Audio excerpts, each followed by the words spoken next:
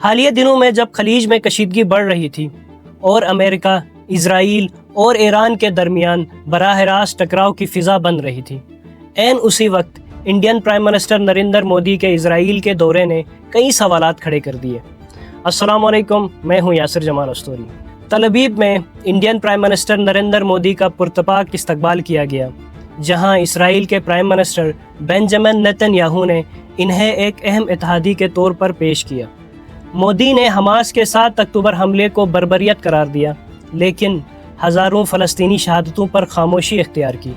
تجزیہ کاروں کے مطابق یہ دورہ صرف سفارتی نہیں بلکہ ایک بڑے اسٹریٹجک فریم ورک کا حصہ ہے، جسے اسرائیل مبینہ طور پر ہیگزاگون الائنس کہہ رہا ہے، ایک ایسا غیر رسمی بلاک جس میں بھارت کو ایک اہم کردار دیا جا رہا ہے۔ یاد رہے 2017 میں نریندر مودی اسرائیل کا دورہ کرنے والے پہلے بھارتی وزیر اعظم بنے۔ اس کے بعد دفاع، ٹیکنالوجی اور تجارت میں دونوں ممالک کے تعلقات غیر معمولی طور پر مضبوط ہوئے۔ ماہرین کہتے ہیں کہ یہ تعلق صرف مفادات کا نہیں بلکہ نظریات کا بھی ہے۔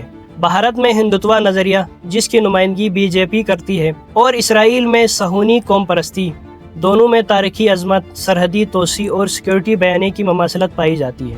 مبصرین کا دعویٰ ہے کہ کشمیر اور فلسطین کی پالیسیوں میں بھی مماثلت نظر آتی ہے، جیسے کہ چیک پوسٹ، سخت سیکورٹی قوانین اور آبادیاتی خدشات کا بیانیہ۔ دوسری جانب بھارت اسرائیل کا بڑا اسلحہ خریدار ہے اور proposed India Middle East Europe economic corridor کے ذریعے بھارت کو اسرائیل سے اکنامک کوریڈور کے طور پر جوڑا جا رہا ہے۔ کچھ ماہرین کے مطابق یہ ہیگزاگون الائنس ابھی زمین پر موجود نہیں بلکہ اسرائیل کی لانگ ٹرم ایسپریشن کی ریفلیکشن ہے۔